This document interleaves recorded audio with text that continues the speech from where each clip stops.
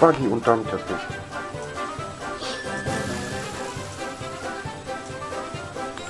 Na, hallo Quietschi.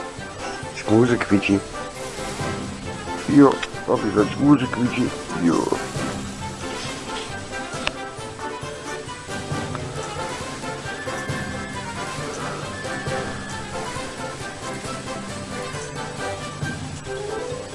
Buggy, wo bist du? Kuckuck, Buggy. Buggy, wo bist du? Papa sieht dich nicht. Buggy.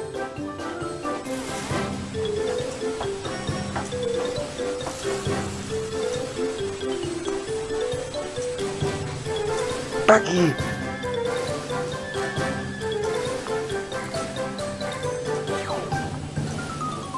Kuckuck. Hallo. Schatzi, Katzi. Papi ist ein Buggy.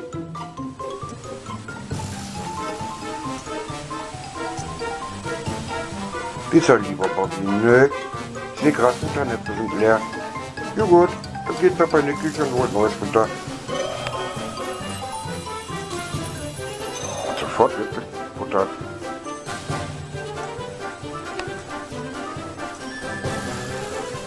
Fixi und Buggy.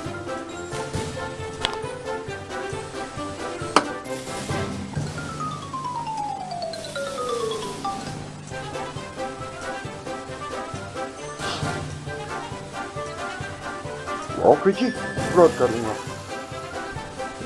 Quietschi Hase.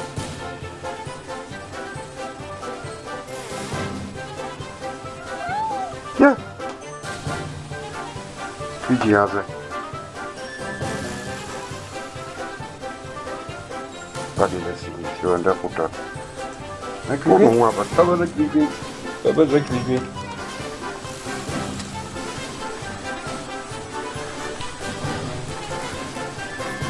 Räuber.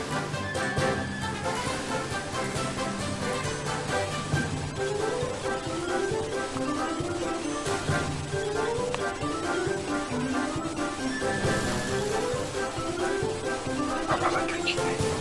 Und Buggy hat sich wieder versteckt.